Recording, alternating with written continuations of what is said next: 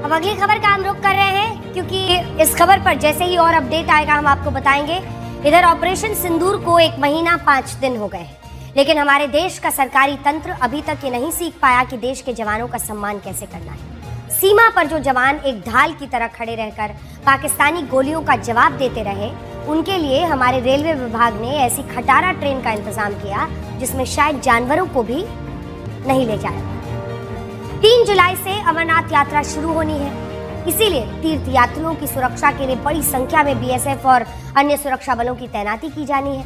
देश के कोने कोने से सुरक्षा बलों के जवानों को ट्रेन के जरिए सीमा तक पहुंचाया जाना है।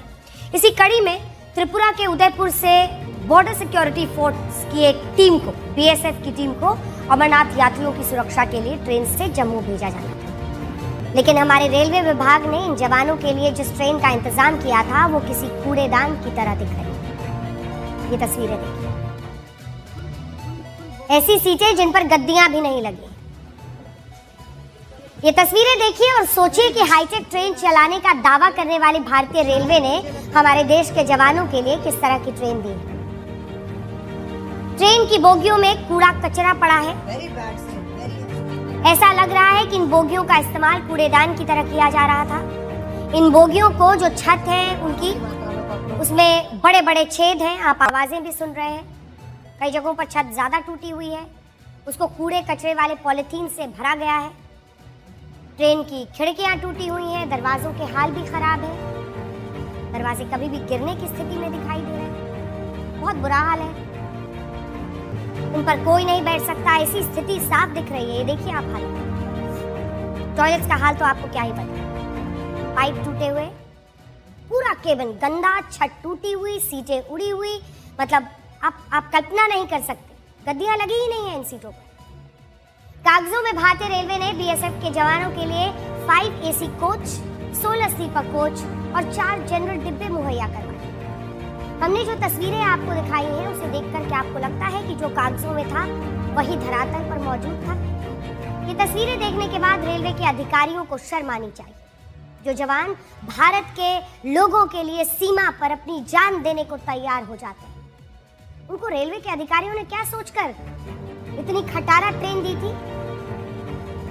क्या वंदे भारत जैसी ट्रेन चलाने वाली भारतीय रेलवे ने सुरक्षा बलों के लिए खास तौर से इस तरह की जर्जर ट्रेनें रखी हुई?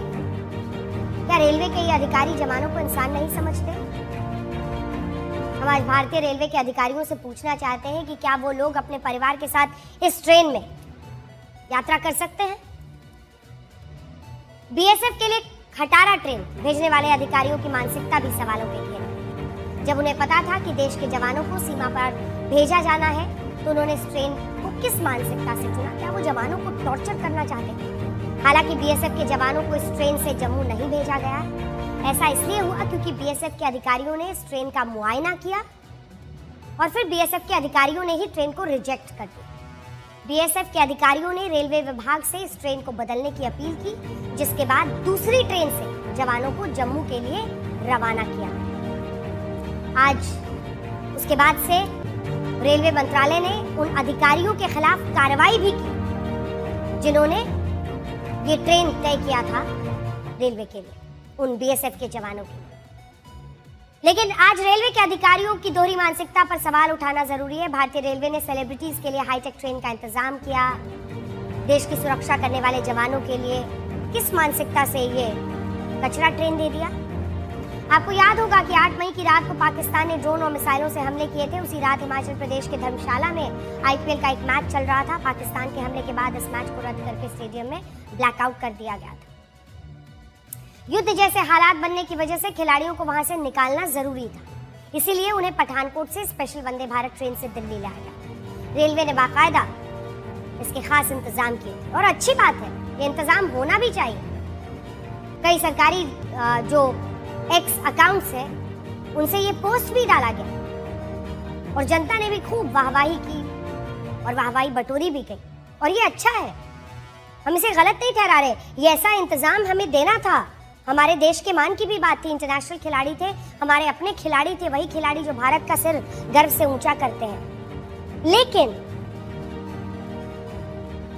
ये खिलाड़ी प्राइवेट टूर्नामेंट खेलने के लिए गए थे, अच्छी बात है आपने उनके लिए स्पेशल वंदे भारत ट्रेन लगाई, लेकिन दूसरी तरफ किस मानसिकता से आप ग्रस्त हैं कि जो जवान सीमा पर पाकिस्तानी हमलों का जवाब दे रहे हैं, उन जवानों के लिए भारतीय रेलवे ने अपना कूड़ादान पटरी पर उतार दिया। भारतीय रेल अधिकारियों की दोहरी मानसिकता इसमें दिखती है। हम उनसे पूछना चाहते हैं कि क्या उन्हें ये ट्रेन डंप नहीं कर देना चाहिए, और डंप कर देना चाहिए तो फिर ऐसे में ये ट्रेन क्यों दिया गया। इस खबर के बाद रेल मंत्रालय जो है वो एक्शन में आया। रेल मंत्री अश्विनी वैष्णव ने भारतीय रेलवे के अलीपुरद्वार मंडल के 4 वरिष्ठ अधिकारियों को फौरन सस्पेंड कर दिया। इस मामले की जांच के आदेश दिए। इसके अलावा ये भी तय किया गया है कि बीएसएफ जवानों के लिए स्पेशल ट्रेनें चलाई जाएंगी और उसमें सुविधा का पूरा ध्यान रखा जाए।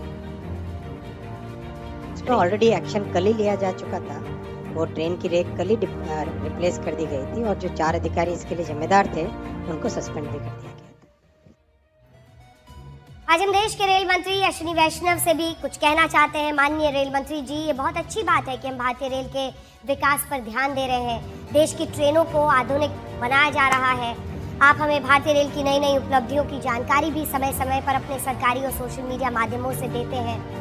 लेकिन आज हम ये भी पूछना चाहते हैं कि हमारे देश के जवानों को जर्जर ट्रेन क्यों दी गई। इस पर आप 4 अधिकारियों पर कार्रवाई तो कर चुके हैं, लेकिन उस मानसिकता को आप कैसे बदलेंगे। आज ये भी पूछना चाहते हैं कि जिस तरह के निर्देश आपने आज दिए हैं, क्या वैसे निर्देश और उस पर सोच विचार पहले से एक एसओपी नहीं बनानी चाहिए थी, जिसमें जब हम देश के जवानों के लिए, बीएसएफ के जवानों के लिए हम ट्रेन भेजें तो क्या उसका एक स्टैंडर्ड ऑपरेटिंग प्रोसीजर हो।